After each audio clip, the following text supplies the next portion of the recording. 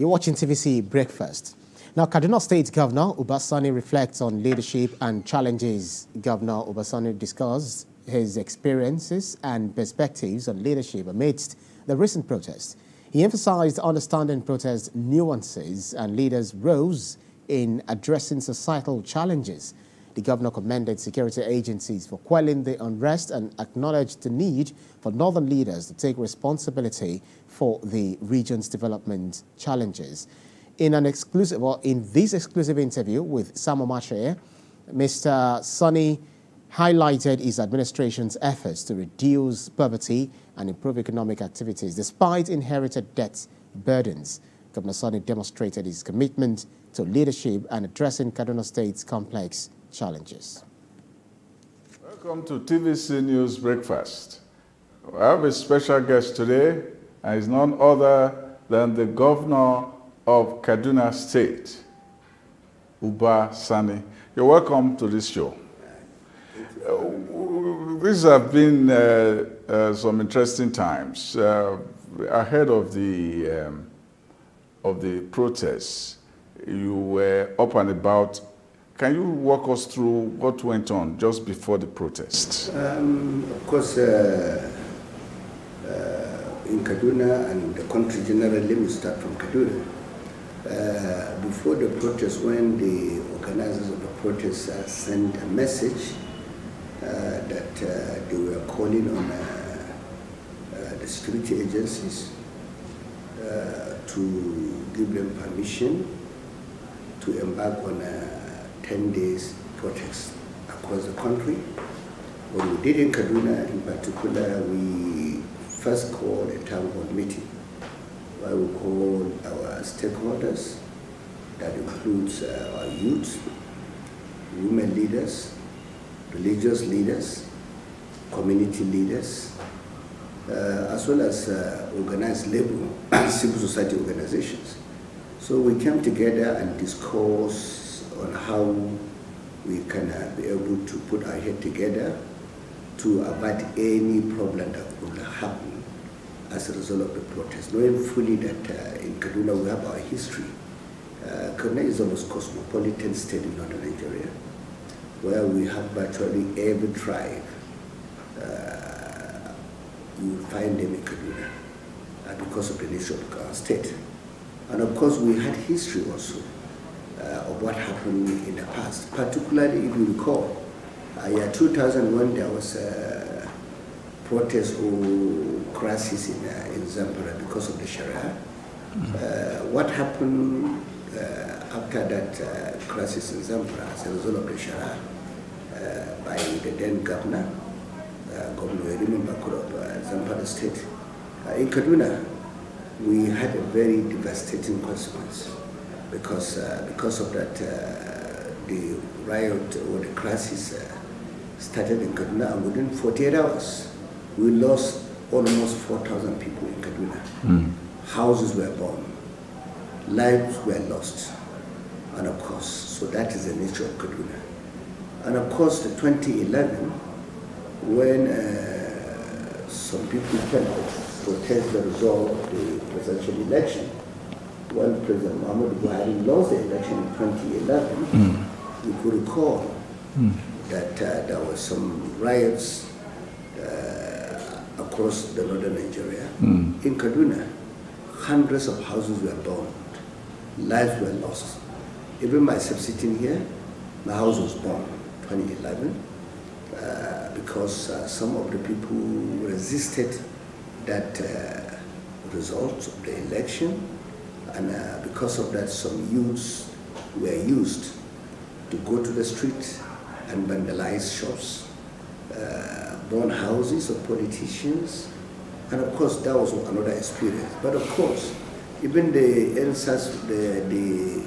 NSAS riots that happened, of course, I think Kaduna, more than any other state in northern Nigeria, we had unfortunate incidents where a lot of shops were vandalized, few lives were lost. So that was the experience of Kaduna. So because of that, I quickly called a town hall meeting, and I reminded our people the history of Kaduna, were cosmopolitan, because a riot or demonstration can start in Kaduna. It can quickly turn into a religious crisis. It will turn into an ethnic crisis. But thank God, after the town hall meeting, I must commend the non-indigenous. Though in Kaduna we have since abolition dichotomy between the citizen and indigenous in Kaduna. Everyone have the same right in Kaduna. So, but I must commend the non-indigenous because they did not come out at all. And of course, many people in Kaduna, out of 23 local governments, only about 3 local governments precisely that the so-called organizers of the protest, who happens to be faceless, at the same time who happen to also be hiding in their own homes, in the comfort of their condition, somewhere in the TV stations talking, but we didn't see them on the street. So it was a demonstration or a protest that happened without any leader. So in northern part of Nigeria, you cannot really say this is the leader of that protest. You can see who was leading the protest. There was nobody that really appeared and said, look, I'm leading this protest. Some of us were willing to address them, but you cannot address a group that have no leader at all. So that was what happened, and eventually, if you could recall, in Kaduna, we were able to address the situation, and of course, nothing happened seriously.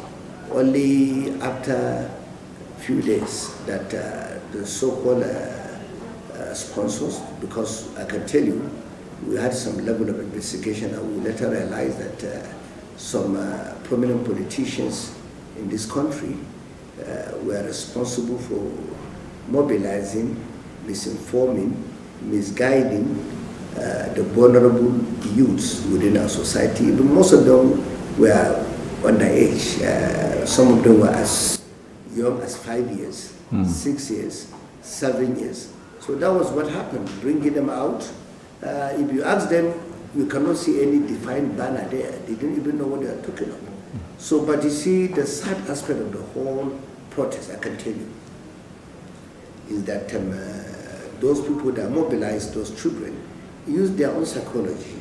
Because in northern Nigeria, if you look at our history and look at our borders and proximity, we are sharing border with countries like Niger. So because of that, they reminded them of what happened in Niger, what happened in Burkina Faso, what happened in Mali. So they made them understand, come out, raise the flag of Russia, and also go out to vandalize shops, loot some businesses, and create chaos. Certainly, there will be change of government in Nigeria. So for me, people plan, organize with a lot of resources to cause anarchy in the country and attack democracy. That was the reason why some of us that fought for this democracy suffered fighting for democracy, went to detention several times fighting for democracy and ensuring that we have democracy in Nigeria. I'm really sad because, for instance, someone like me led several protests in Kaduna State alongside the likes of Comrade Uba Sani, Senator Uba Sani, led Balarabe Musa, Kalalenja Umar, and many other comrades. Bala Usman. Yeah, Bala Usman and many other comrades around northern Nigeria. But of course, the one I could recall vividly that had a lot of people was the one we called 1992. As student union leaders, myself and Senator Uba Sani, we brought over more than 10,000 students and youths, demanding that the governor then reposition the scholarship of Kaduna State, where students that are vulnerable, poor, underserved, benefits from Kaduna State scholarship so that they can go to school. Of course, over 10,000 youth and students came out, but I can tell you, it was a 2-day protest in Kaduna. Nothing was vandalized. Nothing was looted. It was a peaceful protest, but eventually, after 2 days, we went back to the table with the governor, and within 48 hours, the governor addressed all our demands. So that was what was called protest. Because there was leadership, we led it, And that was the reason why we sat down with the governor then. It was during General Babangida's regime, but the governor was a civilian governor. Yes. Governor double elect. So yes. For me, with this experience, and after that, of course, we led a series of protests and demonstrations fighting for the enthronement of democracy, depending and insisting that junta annulment, we fought against the junta annulment. So that was what we did. But that was protest because we know our demands, we know the leaders, we were leading it. Of course, along the line, we went to detention. SSS detain us, police detain us on Decree 2. That is detention without trial. Yeah. But today, now what happened in Nigeria clearly is some elements who are anti-democratic, against democracy, who are people that are trying to now scuttle this democracy in Nigeria. Yeah. Simply because they are not in the system as we're speaking. Yeah. So for me, it's really sad. And only yesterday, at the Council of State, meeting, yes, the National Security Advisor vindicated us with his report. Because remember, I said it even over a week ago, that from our little investigation in Kaduna, we were able to identify some politicians that were involved by giving those children money, because they confess eventually to the security agencies. And I had the report as a governor. But I was vindicated yesterday at the Council of State meeting when the National Security Advisor came out with the report, with the facts, with the numbers. Over 60 billion was sent to truncate this democracy. Over 60 billion was expanded. 60 billion naira. 60 billion naira. And of course, even from the report of the NSA, close to $36 million has now been frozen in the crypto currency now. So that's what is happening at the moment. So for me, if anyone is frozen by the NSA. Government, NSA. So today, that is a fact. And whether we like it or not, we don't have to be with the government or against the government or in the ruling party or in the opposition party. As long as you believe in democracy, we must fight for democracy. We must fight to protect democracy, because this is what we're facing today. So these individuals who are behind this 60 billion and this 36 billion that has been frozen, what do you expect to happen to them? Of course, yesterday the National Security Advisor made it clear at the Council of State meeting that investigation is ongoing. The names of most of them is known right now by the NSA and the government. And of course, there's also involvement of some foreign countries, where even some elements within the society decided to approach the foreign countries. What foreign countries? I will not mention that for now, because the NSA will be done to mention, but I can tell you he made it clear to all of us, because we might not mention all of them, because there is maybe more as we are sitting here, because the investigation is ongoing, but it's sad. It's sad because the impression given to everyone is that the protest is about hunger. So of course, whether we like it or not, everyone that lives in this country know we are facing a lot of economic crisis in this country. Certainly, Nigeria is not immune to that problem, because it's a global economic crisis. Yes. It happens in UK, America is the same, virtually every country around the world. We've seen it every day. But you see, there's a way to handle this issue, and I agree that all of us in government, even those outside the government, within the business community, we must come together to address this problem. Because most of us that are now in government, only about 11 months as a governor, and the president is just 11 months also, or 12 months precisely, we inherited a very bad economy. We don't need to go to school to know the economy was really bad.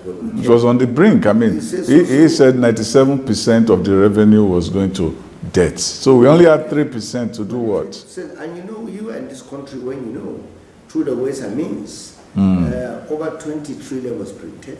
And with interest was 30 trillion. Yes, so and when you look at it clearly, that means what happened in the last few years was what contributed to this problem of inflation in this country. Now the inflation is rising. People did not know why it was rising. When you print almost 30 trillion with interest, just printing money, you don't need to go to school. You don't need to be an economist to know that we are destroying our economy. Yeah. You don't need to know that. So everybody knows, even those who are attacking government, if they want to be sincere, they know they are only misinforming the gullible Nigerians. They don't want to be sincere. So for me, politics is politics. But sometimes, in the interest of our own country, for once, let's be sincere. Yeah. Because it's our country. We cannot destroy our country because of politics. That is my position. Now, they are saying there is this hunger protest. And it's very important that we put this in context. When we saw those children, many of them are Marjories. Like I tried to suggest in my column, that these children who were protesting, they couldn't be protesting against hunger because the hunger didn't start today. That the child, I did do service in Kano, I discovered that the child will come and ask for food with the bowl.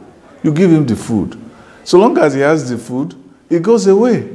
So it's not as if he doesn't have, he doesn't pay rent, he doesn't care about whether he wears fancy clothes tomorrow or buys a new shoe.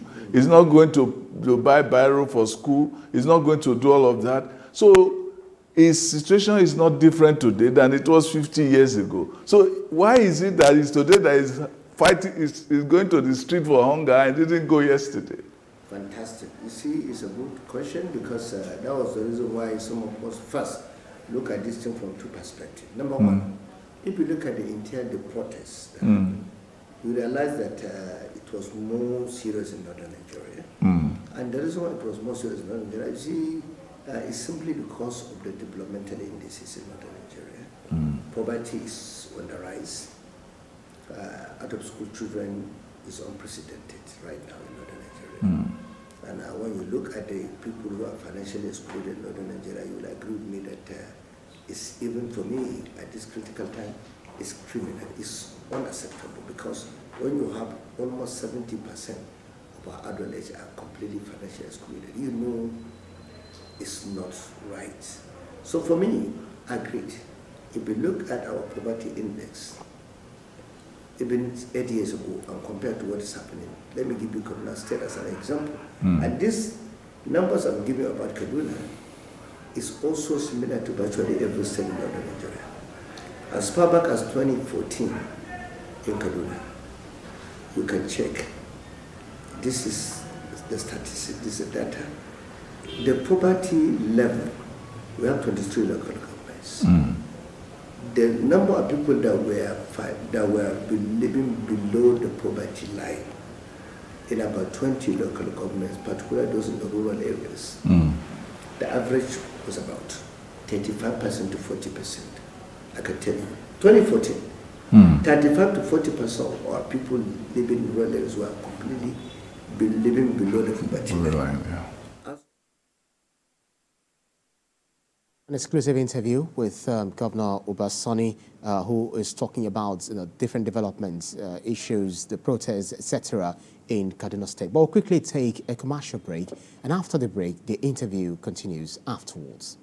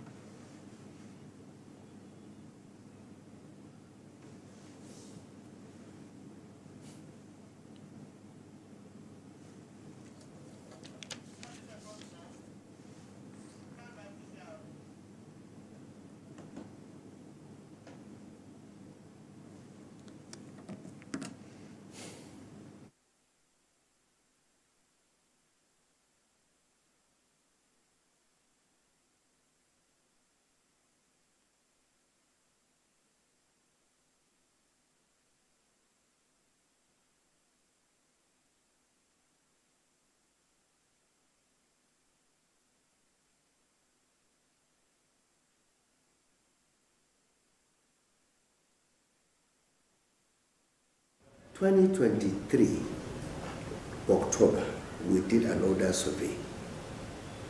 And what the numbers were really alarming. As of October, the numbers we saw was that those 20 local governments in the rural areas, the average of what we found after the survey, we have about 70% to about, in some local governments, even 80%. In few local governments, you can see 60%. So the average is about 68% average, meaning from 35% of the people living below the poverty line in 2014. Today, that's as far back as just 2023 October. The numbers now are about 68%. What happened within those years? Number one, we had the opportunity, because we knew what was happening, to address the problem. Nobody did that. That was the reason why I always come out to say, look, we have to stop this blanket. We need to quickly put our head together. I'm happy that the Vice President only last week, after I did my interview with the BBC House of Service, where I made it clear that all of us, the leaders in Northern Nigeria, including myself, I'm not an exception, because, of course, I was a senator before I became governor. I worked with the former President Uba Sani, so I was in the system. And so I was not excluding anyone. Whether you were a former president, former vice president, former Senate president, governor, minister, senator, House of Reps member, House of Assembly member, local government chairman and councillor. We have to come together and accept the fact that, look, we are responsible for this problem. And again, recall, if we were a student of history, 20 years ago precisely, or more than that, Metamasule led, came out and made it clear, and every prominent person in Northern Nigeria was aware of that comment he made over 20 years ago, that the gap, educational gap between the North and the South, as at that time, he said it was 30 years gap. Meaning, even if we keep investing in education, took a long while. There will be 30 years gap between the North and the South. And that was spread out. So when you see the UNICEF now report about the other school children in Nigeria, you will agree with me, out of the 18.3 million, 14 million are domiciled in Northern Nigeria. So supposing when Metamasule made that comment, there was a series of human capital development summit in Northern Nigeria. No summit, people were Babariga go to a summit and talk about political power. You didn't need political power if you don't know what to use it for. So for me, we need to go back to drawing board. If we have listened to what Metamasule said, and he was making the call, warning all the leaders of Northern Nigeria, let's sit down. Let's address this issue. Nobody listened to that. And if you look at the opportunity we had in the past, we didn't address it, but it's not too late. The Vice President only a few days ago made it clear that, look, we must sit down. I also had consultation with some of the businessmen in Northern Nigeria, and I made it clear to them, government alone cannot do that. Can we for once stop wasting our time blaming President Bola Ahmed Tinubu? To be frank, I must be very sincere here, that look, here in Nigeria today, what is our problem if you look at it?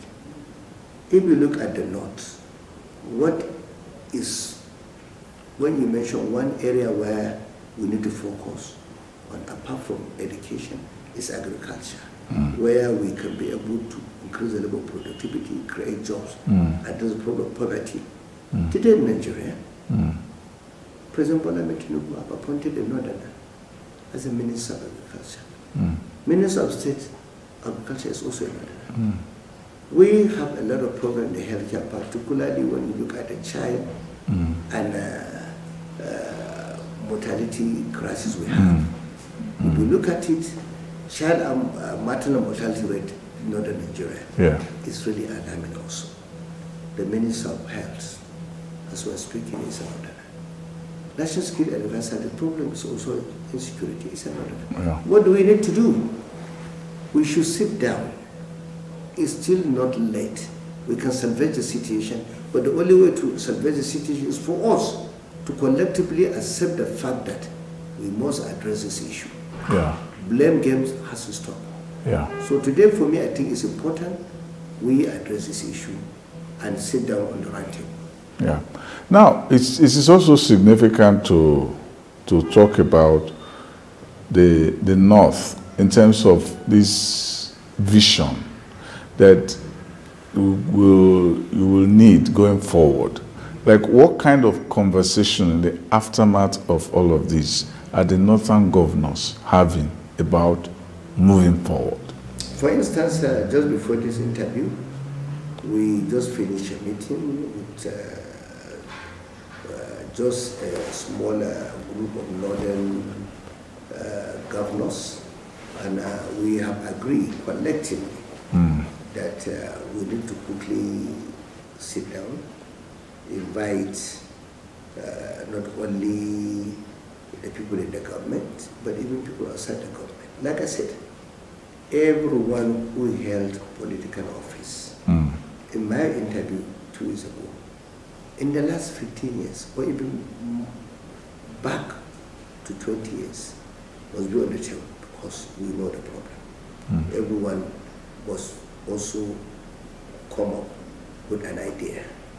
What's the solution? So that we can look at it critically. No one person can do it. So, but we need to sit down. So we have agreed now. In the next couple of weeks, we will summon that meeting. And that meeting will involve even our, the best we have within Northern Nigeria in terms of people who are expert in economy, expert in agriculture, expert in education. So we have to bring everyone together. You know, and most importantly, we also have to bring our business people, those within the business community. If you look at the Northern Nigeria today, or Nigeria generally, you want to mention the 10 richest people in Nigeria, and you will agree with me, out of the 10, 5 from the Northern Nigeria. Yes. That is a fact. Yes. Nobody can dispute that. So if we have 5 out of the 10 richest Nigerian from Northern Nigeria, we need to sit down all of us, because look, whether we like it or not, everyone must come together for us to address this problem. But like I said, we must do it together. The blame game has to stop. Yes. Somebody said, I think Reno Mokri said in one of his writings that the wealthy in Northern Nigeria don't want to invest in Northern Nigeria. One of the reasons was what happened, that if, for instance, if Dangote had brought his refinery to the north, they would have gone there and destroyed it. Oh, no, I disagree. I agree with that.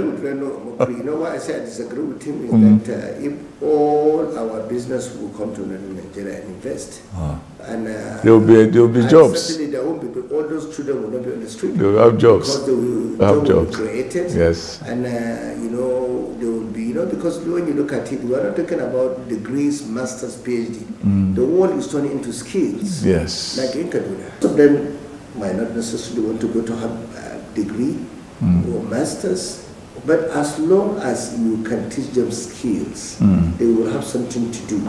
There are many countries around the world that are investing more in skills than anything. In the US, that was it, yes. Yeah, so when you go to even developed countries, the money most of these people are getting, those that are focused on these electricians, plumbers, tilers. Very crucial part of. Is not getting that money in London or you go to US or any. So we need to focus and invest. That's why in Kaduna, as we're speaking, we are building 3 skill acquisition cities. Yes. We are partnering with an institution in Morocco, as well as NBTE, you know, National Board for Technical Education, that is now in Kaduna, where we are partnering, and by the time we finish in the next 2 months, we will be training at least 6,000 youths that will be gainfully employed. So that's because we realize that there's deficit in skills, not only in Kaduna, but Nigeria generally. For instance, the HHK pipeline that is passing through Kaduna.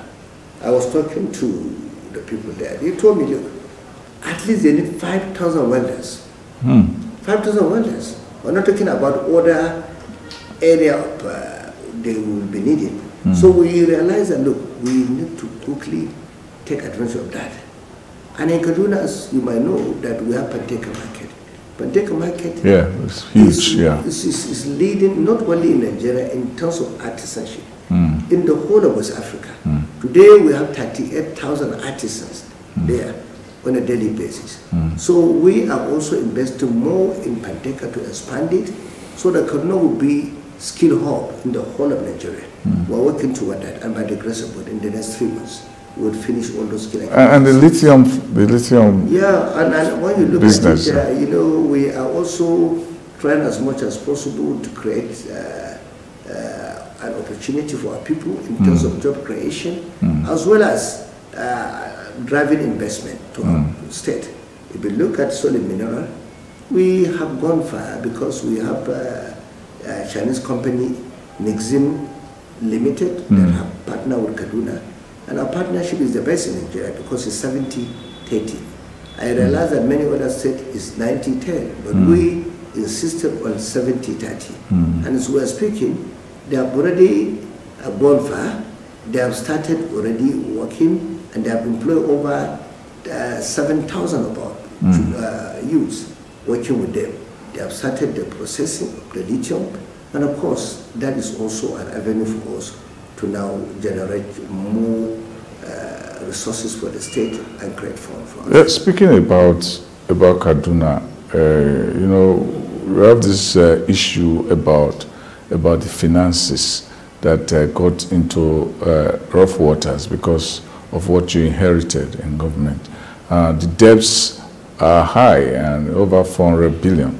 How are you re-engineering the finances to get all these jobs going? Because I've seen that you've done some work in rural roads and schools and so on. So how are you? You see, when you find yourself in a situation like ours, you need to sit down and plan. But the most important plan is you have to not look at the way you are going to cut the cost of governance. For me, is the key. Because look, you have to look at the situation. In Kaduna, for instance, today, if you go to the premise of finance, people are surprised that we're doing a lot of projects in Kaduna. It's simply because we cut the cost of governance. How did we do it? Number one, when we came in, until this moment, we sat down because we want to be realistic, we want to be frank to each other. Not only we at the executive arm, even the members of the State Assembly who are a different arm of government and judiciary, all of us sat together with the Chief Judge of Kaduna, with the Speaker of the House of Assembly, and their own and the executive arm, because you know one of our agenda is trying to now work together for the betterment of Kaduna State. And we sat down together, and they all cooperated with me that we don't have money. So until this moment, I have not bought a single vehicle for any government official, from myself down to commissioners, down to advisors, down to everyone, a single vehicle, because we know we cannot afford that. That one is certain. Members of the State Assembly, they know.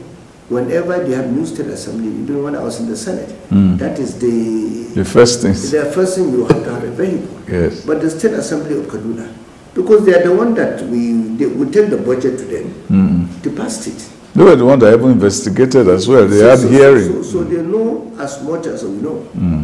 I took them and said, this is what we have. Can you be patient? I know I was in the National Assembly. The first 1 month or 2 months we have our vehicles, but it will cost us billions. I said, look, we don't have money at the moment. Could you be patient? Give us like 2 years. 2 years, if things improve, I can look at. So even the Speaker, we have to now look at one of the vehicles within our own pool, and just whenever he's traveling, we give him one to travel and come back and drop it. He himself doesn't have a vehicle. No members of the staff, because they show understanding. We can't give what we don't have. I told them, look, it's a choice. It's either we go and buy all those things, or we don't construct roads in your own constituencies, or we go and do roads in your constituencies, do hospitals, do other things, or you need the vehicles. They say, look, we can suspend the buying of the vehicles until after 2 years, until things normalize. So we'll do that. Then again, even the performance bonuses that I inherited, that the members of the State Assembly used to get, know their staffs, and the government, the commissioners, the advisors, we sat down with them as a gentleman. We have not done much to earn any performance bonus yet. How can you get performance bonus when, let's cannot say people tell us you have performed. The bonuses will start coming. But to award ourselves performance bonuses, I say it's not right. Self-congratulations. Yes. So they all agree, and I have to thank my commissioners. Some of them, I inherited them, and I left them. And I said, look, before you are getting 1.4 million, now I want you to be patient and just get a 400,000. Leave the 1 million performance bonus. We can go and do something in your community. That will even enhance your reputation there and there. You know, so they agree. So we cut the cost of governance. So that was the reason why. And again, we have to choose our projects. I can't come as a government coordinator today and begin to think of building a flyover. I will never do that. The reason why I cannot build a flyover in Kaduna, because what it will cost me to build a flyover in Kaduna, with the same money, I can use it to construct about 20 rural roads where I'm going to link markets would have farms. So that is the reason why when we embark on 69 roads in the rural areas, most of them are on board, most of them have even finished, if you come use them. You know why? People don't know. That could be the amount of money we'll use to build 2 flyovers, but we cannot do that. It's better for me to build a flyover in the city. I better take that money to 23 local governments, particularly the 18 local governments that are in the rural areas, to go and construct roads for them, remodel and reconstruct our general hospitals, which we are doing, at least we are doing like 9 as we are speaking, build the 3 skill acquisition cities that we are doing. So we are doing a lot, and only last week, or 3 days ago, we were able to look at our strength, because in the last 2 months or 3 months, I've been to all the 3 senatorial zones, distribute seedlings, agrochemicals, fertilizers, no agrochemical first seedlings, to our smallholder farmers, and some few urea and NPK. But look, I told them, go to the farm. If you go to the farm and I go around and see the level of what you've done in your farms, I promise you, I will distribute fertilizer that has the quantity that has never been experienced in the history of Kaduna State. It was a promise. And I went around and I realized that our farmers have gone to farm. Don't forget, in Kaduna, we are leading in ginger in the whole of Nigeria. We are contributing to about 76.4 of the national yield. In Nigeria, that is the ginger. In southern Kaduna, that's what we are leading, but in the whole of Nigeria. Our maize, we are number 1 in maize production, though we are contributing about 7.9%. That is the total yield of Nigeria we are contributing, but still we are leading. Soya beans, we are number 2. Tomato, even not because of the problem we are having because of post-harvest losses. Now we are addressing that because we are building construction roads, linking markets with our farms. So we may reduce the post-harvest losses in tomatoes production. What are silos? You know, so look, we have a lot of silos, and we have our warehouses a lot. Even only 2 months ago, we entered into partnership with a company, Agristar of India, where they have taken over most of our warehouses and silos, because we believe we need to partner with them, because that will help us to create jobs, to make use of all of them. And today, because of that partnership, Agristar is investing about $100 million in the next 4 years. That will create jobs. That will revitalize and also revitalize the economy of the people around that area. So we're doing that, but not to talk about other investment we've been able to attract in the area of agriculture, particularly, if you recall, Only last month I went to China and signed an agreement with Hubei province in China. Hubei province in China have a population of over 78 million people. They are extremely leading, even in China, in many areas. Is it area of agriculture, transportation, infrastructure? They are doing very well. So we signed a partnership with them, with the governor there and myself, because the deputy governor came to Kaduna. I will sign the initial agreement. I followed them up, and that is an investment of over $250 million. We are building, as we are speaking now, a Uba Park, industrial park in Kaduna. And they are now going to work closely with all the different investors in Nigeria that are from China and some that are coming from China to now partner with them in Hubei industrial park in Kaduna. That will be the first. And again, because of what we are doing, in those crops I mentioned to you, is it ginger, is it maize, is it soya beans, these tomatoes, those are the ones we are leading clearly in this country. After Exim Bank decided to choose Kaduna as a state where they are going to build African quality center. So that African quality center, AQUAC, is where most of our farmers will now go there when they farm for inspection and for exportation. So right now we have already partnered with Afro Exim Bank. We are going to do the groundbreaking by the grace of God in the next 1 month. The site that was given to them, agreement was signed. It will start in the next 1 month, and that will, Kaduna will be the only state in northern Nigeria where even people within northern Nigeria, even outside northern Nigeria, and even some countries will come to Kaduna for their export. So that is what we are doing. So this is also in the area of agriculture. Because like I said, agriculture contributes to about 42.8% of our GDP. That was the reason why when I distributed 500 trucks of fertilizer, people were surprised. I said, look, it's only to about 120,000 smallholder farmers. If I have my way, and we have the financial muscle, we could have done even more than that. And our fertilizer was free.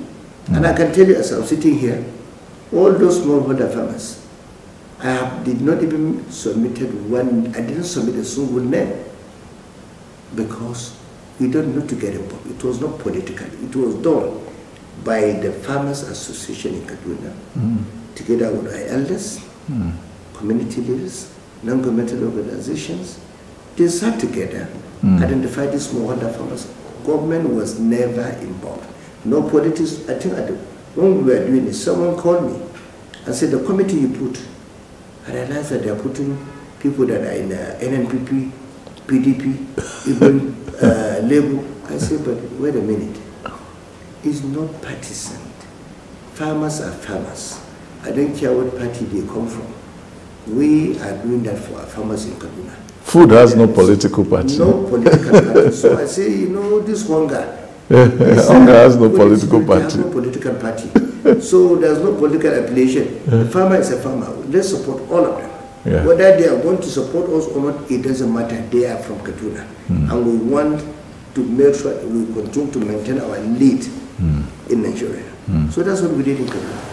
Now, I think some of this is the activist in you that is coming out, I presume. And one can also muse that you and the president are the two top-tier personalities in governance today who were in the struggle for democracy in the country. How do you guys relate at that level? Yeah, so thank you very much. Like I said, when we started this issue, a lot of people were wondering, why is it that I have so much belief in the governance of President Bola Tinubu? And I made it clear to everyone that my point is clear. President Bola Tinubu and I were among the few people who are in government today they have fought for the reform of democracy in Nigeria. Yes. And of course, I know what President Bola Tinubu stands for. And I know there is no way someone who sacrificed a lot for democracy, someone who sponsored most of us who were in the civil rights movement together with him. If you ask the likes of Femi Falana, the likes of Elisa Abakoba, the likes of Uba Sani, the likes of Mike Ozokome, the likes of Ibn Oluwadegorowa, all of them, like I mentioned, not to talk of people like G2 Ogoyin, all of them, they will bear me witness, they will agree with me that in the era of the struggle, President Bola Tinubu sponsored us. He supported the struggle. He made the sacrifice. He even abandoned his lucrative job to join the struggle with us, and eventually he left the country on exile, fighting for democracy. He was having a nice job. So some people were like, what a minute, this man had a nice job. An accountant in a multinational world company. He's with us. But then we're in the trenches with the likes of Dekoran Sankuti and Ghana family leading us. So because we have this history, and he decided to abandon a lucrative job, fighting for democracy in Nigeria. That was the reason why when he came out, some of us said, look, it's better we identify with someone who fought for democracy than to identify with military apologists. Because look, when we're in the struggle, we will never forget. We will never forget what happened. There are people that conspire with the military to ensure that they frustrated our effort toward the enthronement of democracy in Nigeria. Some of us allow what happened to happen, and what happened to us? We end up in detentions on Decree 2. Nobody challenged that. So today, for the first time, one of us is now having the opportunity to rule this country. We believe at least we know the language, we can speak to him. He is someone who fought for not only fighting for democracy, but he spent many years as a governor of Lagos State to entrench democracy. Because look, fighting for democracy, even outside the state, that is the issue. So when he left, even the governor, he kept fighting to entrench democracy. People forgot that. And I can tell you one example. It's not like some of us have been with Aswaju all the time. When I sitting here, was working with Obasanjo, and there was a problem between us, President Obasanjo and Vice President Atiku Abubakar. You know, there was a problem. And of course, Atiku, Vice President Atiku Abubakar defected to ACN. Aswaju gave me the ticket to contest presidential election 2007. It was the same me sitting here that went to declare his seat vacant because I was with Obasanjo. We went to the Supreme Court because for me, and it was not like I didn't know what I was doing, because it was a constitutional lacuna. We went to the court. Even the Court of Appeal gave judgment in our favor. It was the Supreme Court that actually decided that, even on a split judgment. So for me, we had history. People forget history easily. And the same as well, at that time, we disagree. What did he do? He supported Atiku, Vice President Atiku Abubakar, but we were on this side. And again, he was the one who went to the court with Atiku, Vice President Atiku Abubakar, until they got the judgment at the Supreme Court. So once some people came now to challenge President Bola Tinubu, I told them, look, don't be short-sighted, because this is the history. And once some people in the north are talking, I said, look, the same President Bola Tinubu, in 2007, no, in 2007, he supported Atiku 2007. He supported Nuhu Ribadu, who's a Northerner. Yes. 2011, he could have contested if he wanted to contest. Yeah. What is the big deal about it? He didn't. 2015, he supported President Buhari. And 2019, he supported President Buhari. So if someone tells me, that was why I was telling people, there is no way you can convince any Northerner that Aswaju Bola Tinubu is our enemy. You see, and that was the reason why I was telling a lot of people that the protest in northern Nigeria wasn't against President Bola Tinubu. It is, for me, a clarion call for some of us who are leaders in northern Nigeria that we need to go back to drawing board.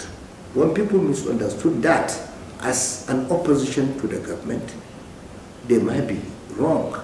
That's why I want us to address it quickly, because let's not go deceiving ourselves. These issues no government, let me say today, can address this crisis even in the next 20 years. We must put our head together. Well, this is a story for another day, for more elaboration. So thank you very much for speaking to us this morning. Thank you. Thank you, my brother. That was an interview with Governor Uba Sani of Kaduna State, taking us through all the subtleties of the turbulence of the past week, and also some important slices of history. Thank you very much for listening to TVC News Breakfast.